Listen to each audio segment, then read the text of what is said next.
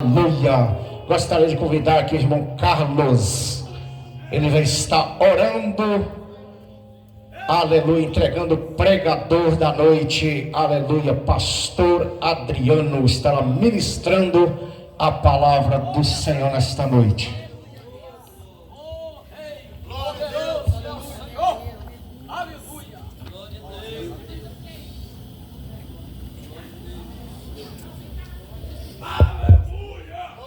Graças a Deus. Quero saudar a igreja com a paz do Senhor Jesus. Amém. Vamos orar ao Senhor nesta noite, amém? Senhor Deus, eterno Pai, agradecemos ao Senhor por essa oportunidade. Meu Deus, aquele que ofertar a casa do Senhor, abençoa aquele que não teve. Deus abençoa também, Jesus querido. Sabemos que o teu servo já está nas mãos do Senhor Jesus. Usa ele para falar com a igreja, com nossos corações, meu Pai. Nós queremos que o Senhor está aqui nesse trabalho, Deus. Continua operando pela tua graça, pelo teu poder, que as palmas louvam Jesus, amém?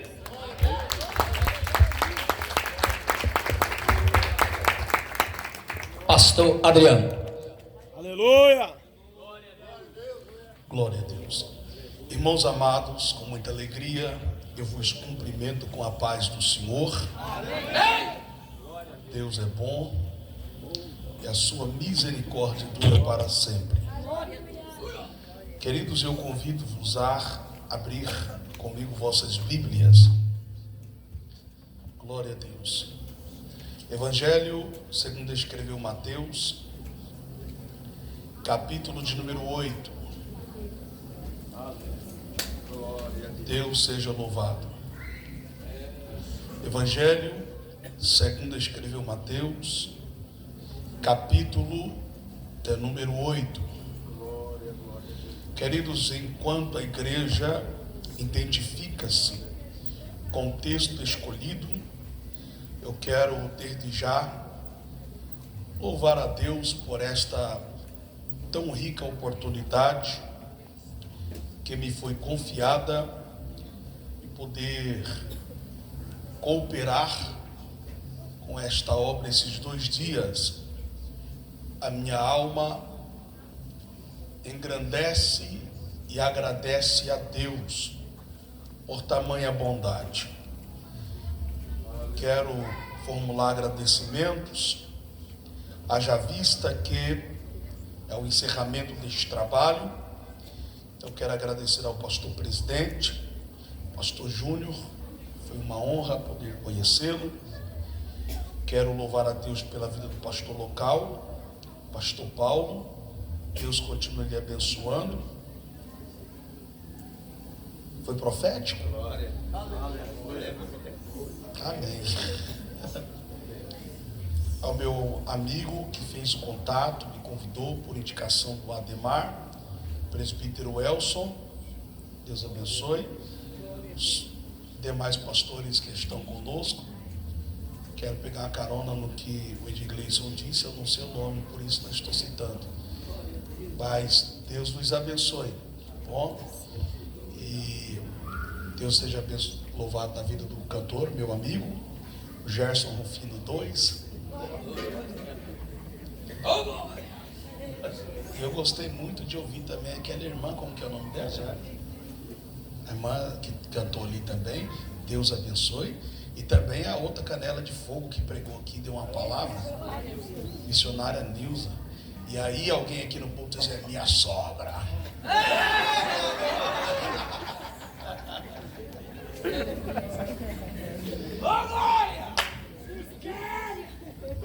Mandou levar a senhora lá para Conselheiro Pena, irmã. Será que ele te ama?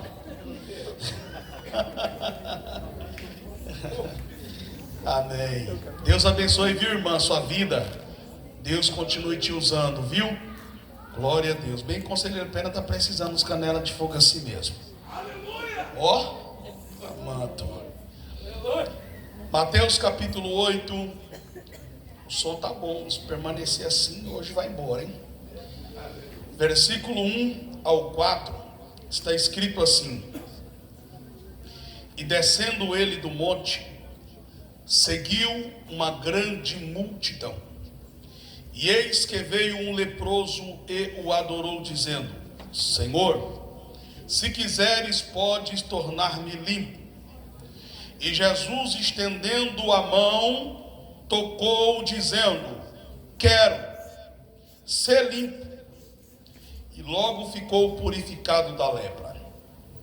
E disse-lhe então Jesus: olha, não o digas a alguém, mas vai, mostra-te ao sacerdote e apresenta a oferta que Moisés determinou, para que ele sirva de testemunho. E você diz amém.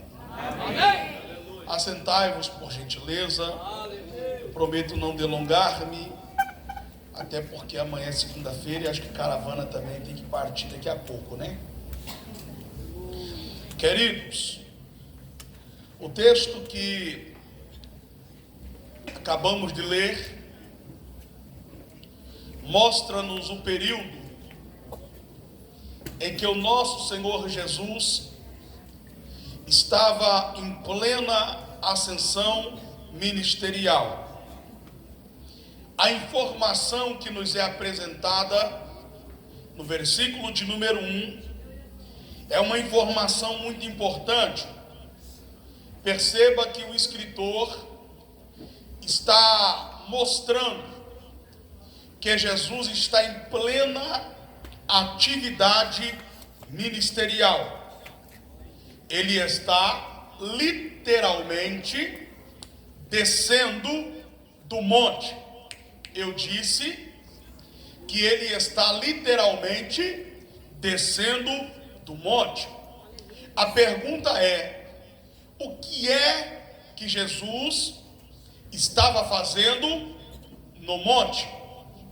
Para entendermos o que é que ele estava fazendo no monte, é necessário uma observação bíblica, começando pelo capítulo de número 5, aonde a Bíblia diz que grande multidão se apresentara aonde Jesus estava, tendo por objetivo ouvir o mestre. E a Bíblia diz que Jesus, percebendo que uma grande multidão estava diante de si, diante dele, ele então sobe ao monte, acompanhado dos seus discípulos e daquela grande multidão. E quando ele sobe para aquele monte, ele consegue, de uma forma sobrenatural. Olha para cá, eu gostaria que vocês prestassem atenção na palavra. Amém? Todo movimento que acontecer fora da palavra pode te distrair e você pode perder a sua bênção. Amém? Então focaliza-se no que Deus está falando. Então perceba que Jesus consegue, de uma forma sobrenatural, atrair aquela multidão que estava lá embaixo para cima de uma montanha. E quando eu olho para a atitude de Jesus, pegando aquele povo que estava lá embaixo e levando para cima, a minha alma se alegra na presença de Deus. Haja vista que eu conheço pregadores que, com o ministério que têm, eles conseguem lotar uma igreja para os ouvir pregar. Conheço pregadores que, com o ministério que receberam no Senhor, conseguem lotar uma praça pública. Conheço outros que conseguem lotar um estádio, uma quadra poliesportiva, para os ouvir falar da palavra. Mas ainda não conheci e não conheço um pregador que tenha tanta intimidade como Jesus, tanta unção como Jesus, ao ponto de pegar a multidão de baixo e levar para o alto de uma montanha. E quando eu percebo isso, eu trago uma informação do céu para a sua vida. Só Jesus tem poder de pegar o povo que está embaixo e levar esse povo para cima. Essa atitude foi uma atitude profética, porque está chegando o dia em que Jesus vai pegar esse povo que está aqui embaixo e vai levar esse povo para cima. Eu não sei se você acredita nisso, mas eu creio no arrebatamento da igreja. Jesus vai pegar esse povo que está aqui dando glória a Deus e vai levar para o alto monte celestial lá no céu. Só quem vai ser arrebatado comigo, uma mão é pouca, jogue as duas mãos para o alto, abre a boca e dá um brado de glória. O povo está batendo cabeça por causa da crise que se instalou no mundo, e de um tempo para cá voltaram até a falar na tal da inflação. Está subindo tudo, está tudo descontrolado, porque tu chega no supermercado, o arroz subiu, o feijão subiu, o óleo subiu, e o povo diz: meu Deus, está tudo subindo. Tu pega o teu carro, vai no posto de gasolina e vai abastecer, a gasolina subiu, o diesel subiu, o álcool está subindo, e o povo está batendo cabeça dizendo: meu Deus, está subindo tudo, e a igreja tem que dar glória. Por quê, pastor? Daqui uns dias você sobe também, você sobe também, você sobe também, nós subiremos. Tem um detalhe: aqui as coisas sobem, o governo pode trabalhar para baixar, mas depois que a igreja subir, ninguém traz a igreja de volta. Só quem vai subir levanta a mão para glorificar. No alto daquele monte, Jesus vai pregar o maior sermão que ele pregou durante o período que ele esteve aqui na terra. Esse sermão é conhecido como o Sermão da Montanha. No capítulo de número 5, versículo de número 2, Jesus inicia a sua mensagem. No capítulo de número 7, versículo 28, Jesus termina o que ele começou no capítulo 5. Eu vou repetir porque isso aqui é lindo. No capítulo 5, versículo 2, Jesus começa. No capítulo 7, versículo 28, está escrito que ele concluiu o que ele começou no capítulo 7. O que isso quer dizer, pastor? O meu Jesus não deixa a obra pela metade. Aquilo que ele começou, ele é poderoso para terminar.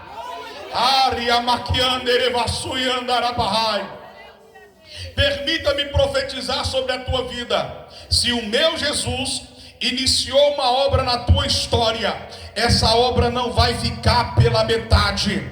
Se o meu Jesus começou um projeto contigo, esse projeto não vai ficar no meio do caminho. Aquilo que ele começou, ele vai concluir na sua vida, e o nome dele será glorificado. Quem está comigo nessa palavra e crê no que eu estou pregando, faça barulho. Segure a mão de quem está ao seu lado, meu Deus do céu. Diga para esse crente: o que Deus começou na tua vida, ele vai terminar. A obra não vai ficar pela metade. Esse projeto ainda está em andamento. Queira Satanás ou não, aceitem os homens ou não, aquilo que Deus começou na tua história, ele vai levar até o final. Porque o que ele começa, ele é poderoso para concluir. Quando Jesus termina o seu sermão, aí diz a Bíblia que ele vai descer do monte. E quando ele está descendo do monte, olha que coisa linda, meus irmãos. A Bíblia diz: e seguia-o uma grande multidão. Preste atenção, aquela multidão que subiu para ouvir Jesus pregar, agora está descendo com ele. E quando Jesus está descendo, aparece um personagem que não estava lá em cima. A Bíblia não fala o seu nome, a Bíblia não diz que família ele pertencia. O que a Bíblia mostra-nos é que ele era leproso. Ele era o quê? Ele era o quê? Ele era um leproso. Aí diz a Bíblia Sagrada que esse homem leproso, vendo Jesus descendo do monte, ele vai se aproximar do mestre. Fato curioso, queridos e amados irmãos, é porque um homem leproso nos dias de Jesus ele não poderia se aproximar. Um homem leproso era rejeitado pela sociedade. Antes de falar da lepra desse homem, permita-me conjecturar. Eu imagino que se esse homem talvez fosse casado, um dia ele acorda pela manhã, ele chega diante da sua esposa para cumprimentá-la, e ela diz assim: meu bem, percebo que no teu corpo há algumas manchas brancas. Como nos dias de Jesus, quem tratava da suspeita da lepra não era a medicina, era o sacerdote. Esse homem saiu da casa dele, foi até a igreja fazer uma consulta com o sacerdote. O sacerdote faz um exame nele, examina aquelas manchas e diz para aquele homem: meu filho, eu tenho uma triste notícia para te dar. Você está leproso. Quando ele recebe a notícia de que está leproso, ele vai sofrer algumas percas da vida dele. A primeira perca que ele sofre é a perca da sua saúde. Uma vez que a lepra o pega, uma vez que a lepra o domina, a saúde está comprometida. Ele já não pode mais ir ao campo trabalhar para trazer o sustento para a sua casa e para a sua família. Logo, esse homem perde a sua saúde. A segunda perca que esse homem tem é a perca da proteção da cabeça. Para o judeu, perceba isso, uma pessoa que estava leprosa, que chegava diante do sacerdote, o sacerdote deveria pegar uma navalha, então o sacerdote rapava todo o cabelo da cabeça daquela pessoa. Para o judeu, o cabelo é a proteção da cabeça. Uma pessoa com a cabeça rapada, para o judeu, por causa da lepra, ele está com a cabeça desprotegida. Então perceba, primeiro ele perde a sua saúde, depois ele perde a proteção da sua cabeça. O sacerdote olha para ele e diz: meu filho, eu preciso fazer mais um teste para saber a que profundidade a lepra atingiu a sua vida. O sacerdote pega uma chama de fogo, chega no local da lepra e começa a queimar. Depois de uns 5 segundos, o sacerdote olha para o leproso e diz: meu filho, você sente o fogo queimar? Ele olha para o sacerdote e diz: sacerdote, eu não sinto o fogo queimar. O sacerdote diz: infelizmente, você também perdeu a sensibilidade. Perceba que ele perdeu a saúde. Perceba que ele perdeu a proteção da cabeça, porque o cabelo foi rapado. E perceba que ele perdeu a sensibilidade, porque ele já não consegue sentir o fogo queimar. O sacerdote olha para ele e diz assim: infelizmente, você não pode voltar para a tua casa, você não pode voltar para a tua família. Você vai sair daqui para conviver com pessoas semelhantes a você em um leprosário. Aquele homem perde o convívio com a comunidade santa e pura. Ele não poderia abraçar mais a sua esposa, ele não poderia mais abraçar os seus filhos, ele não poderia mais abraçar os seus amigos. A partir daquele dia, ele iria conviver com pessoas leprosas, assim como ele estava leproso. Ele perdeu o convívio com a comunidade santa e pura. E esse homem teria uma quinta perca na vida dele, que era a perca da sua vida. Eu disse que ele teria a quinta perca. Por quê, pastor? Porque antes da morte chegar, Jesus chegou primeiro.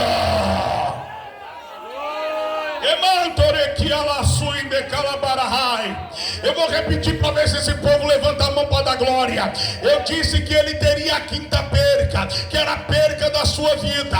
Mas antes da morte chegar, Jesus, o autor da vida, chegou primeiro para mudar a história. Aquele homem, estou sentindo a glória de Deus aqui.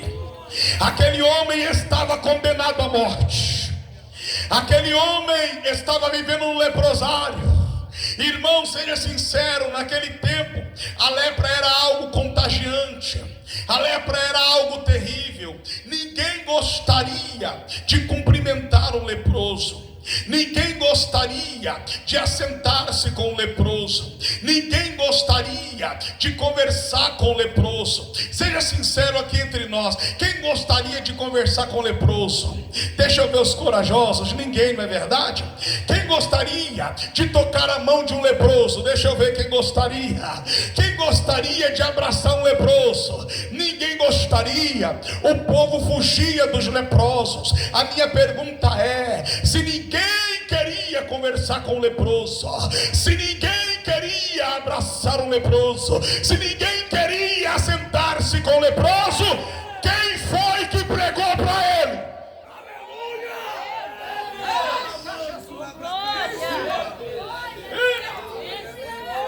Aleluia! Quem foi que falou para ele que Jesus poderia mudar a história dele? Aleluia, Deus. Oh, glória!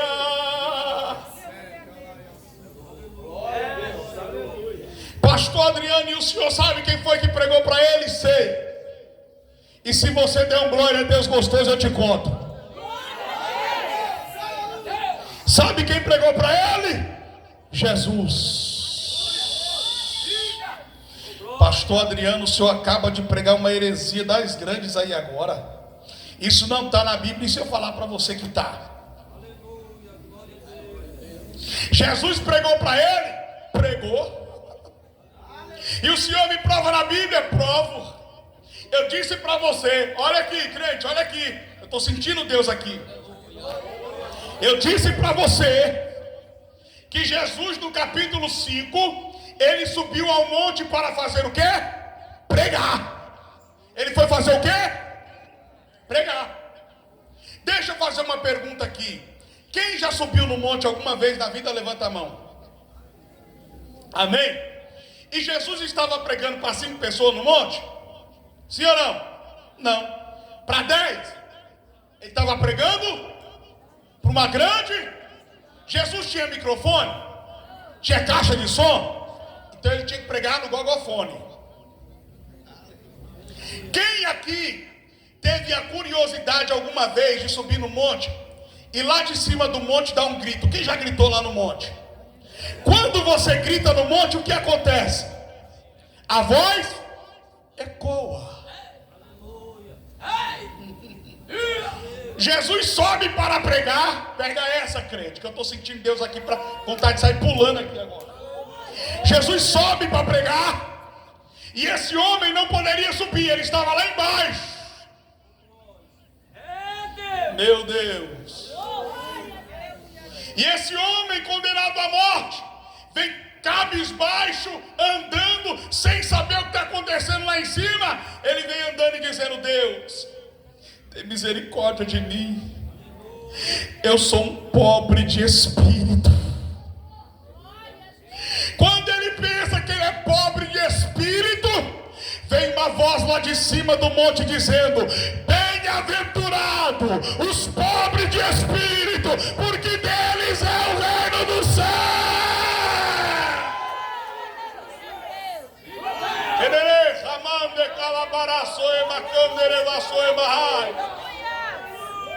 Seja sincero comigo, porque eu estou sentindo muita glória de Deus aqui hoje. Seja sincero comigo. Se você fosse aquele leproso, se sentindo pobre de espírito, e recebesse uma palavra de cima como essa, você iria chorar? Quem iria chorar faz assim, quem iria? Eu imagino aquele homem, pastores, começando a chorar. E quando ele começa a chorar, a voz vem de cima dizendo: bem-aventurados que choram, porque eles serão consolados.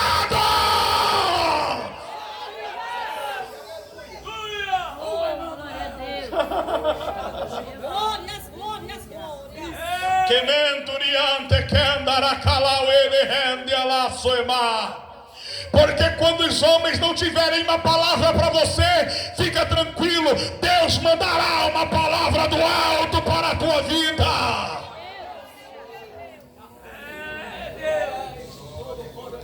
Antes de eu falar o que aconteceu, Permita-me lhe falar que esse homem só estava nessa situação por causa da lepra. E a única coisa que eu tenho, que eu posso traçar um paralelo nos nossos dias, que é tão prejudicial ao ser humano quanto a lepra era na vida desse homem, chama-se pecado. O pecado é cruel na sua natureza, e quando o pecado domina a vida do homem, traz percas para a vida dele. A primeira coisa que o pecado arranca da vida do ser humano é a sua saúde espiritual. Uma pessoa dominada pelo pecado, ele perde a saúde espiritual, ele perde a sua comunhão com Deus, ele se afasta da santidade, ele perde a sua saúde. A segunda coisa que o pecado arranca da vida do ser humano, baseado nesse texto, é a proteção da cabeça. Haja vista que aqui ninguém vai rapar a cabeça de ninguém, porque Paulo disse que a proteção da cabeça do cristão é o capacete da salvação. Mas quando o pecado domina, a proteção da cabeça é tirada. Quando o pecado domina, a pessoa fica sem a proteção da cabeça, a cabeça fica desprotegida, e só Deus sabe o tipo de pensamento que norteia a mente de uma pessoa que está com a cabeça desprotegida. Sentimentos e pensamentos de sensualidade, pornografia, adultério e coisas semelhantes a esta, é porque o pecado entrou, arrancou a proteção da cabeça. Mas Deus me trouxe aqui para te dizer, Ele não vai perder essa luta para Satanás. Se o pecado arrancou a proteção da tua cabeça, Jesus vai fazer uma obra e a proteção vai voltar. Oh, aleluia! Levante a mão direita quem tem. Deixa eu movimentar com vocês, que está frio, né? Faz assim sobre a sua cabeça, assim como eu estou fazendo. Está dando para ver aqui, irmão? Está escuro, né? Faz assim, ó, assim como eu estou fazendo, assim, ó. Você sente que a sua mente está protegida ainda? Tem alguma coisa aí ainda? O capacete da salvação está na tua cabeça ainda. Você sente que a tua cabeça está protegida pelo capacete da salvação? Pergunta para quem está ao seu lado: a proteção está aí ainda, meu irmão? Pergunta para ele.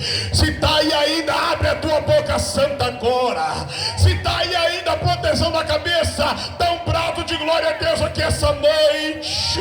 Se o pecado não arrancou a proteção da tua cabeça, adore aquele que fez os céus e a terra.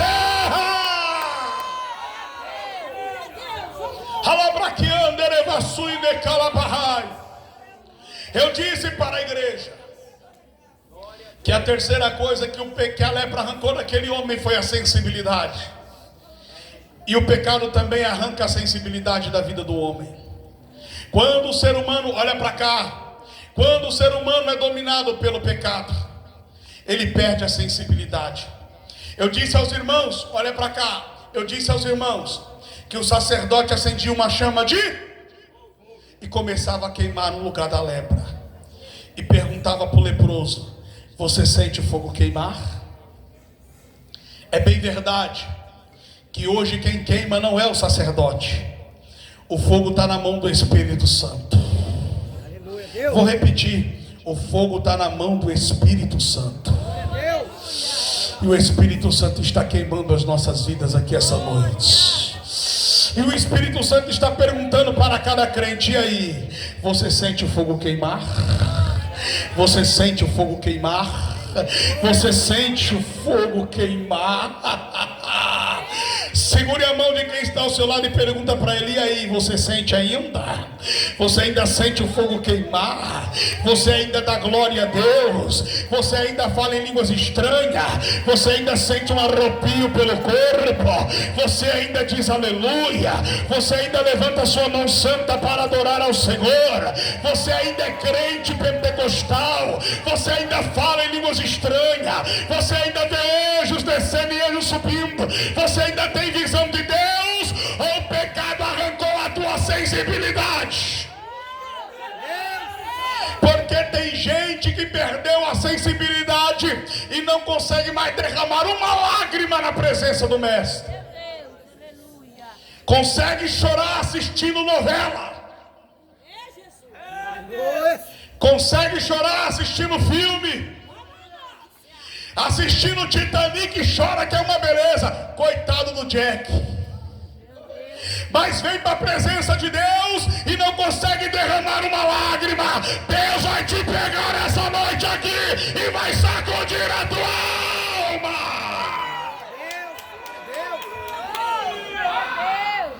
Perdeu a sensibilidade. Irmão, um crente que perde a sensibilidade, escuta isso aqui. Um crente que perde a sensibilidade, ele está a um passo de desviar da igreja. Vou repetir. Uma pessoa que perdeu a sensibilidade está a um passo de desviar da igreja. Crente fervoroso não desvia. Vou repetir. Crente fervoroso não desvia. Pastor, eu conheci muito crente fervoroso que desviou. Não. Quando ele chegou a desviar, ele perdeu o fervor. A pessoa vai esfriando aos poucos. Ele para de dar glória. Ele para de falar em línguas estranhas. Ele começa a ficar quietinho. Aí daí uns dias tu encontra ele já não está mais firme. Então, meu irmão, tu está firme? Ele diz, estou firme igual prego no ângulo. Como é que tu vai? Eu estou fraco. Estou igual o filhote de galinha de Angola. Estou fraco.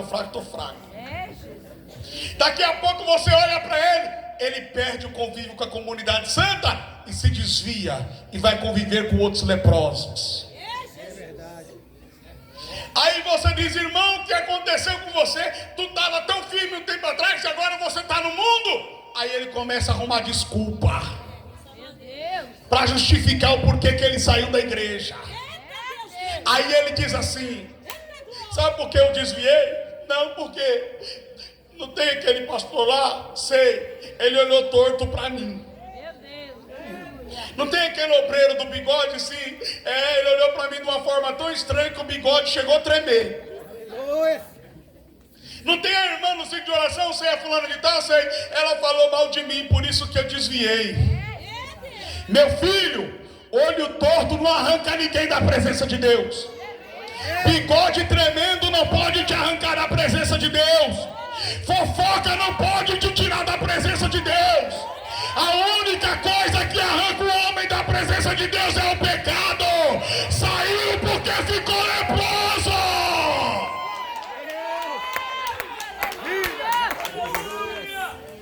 Assume. Para de dar desculpa. Diga, pai, eu pequei, mas estou de volta. É que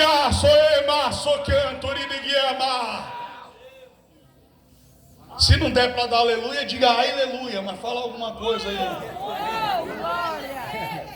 Aleluia. Perdeu o convívio com a comunidade santa e pura. Está condenado à morte, porque o salário do pecado é a... Mas antes da morte chegar, o mesmo Jesus que estava lá, também está aqui essa noite. Glória a Deus. Eu vou falar uma coisa aqui para vocês. Se vocês não der glória por isso, vocês estão mal. Ouça o que eu vou lhe dizer. Aquele homem estava no pé da montanha. Ele estava onde? Ouvindo quem pregar?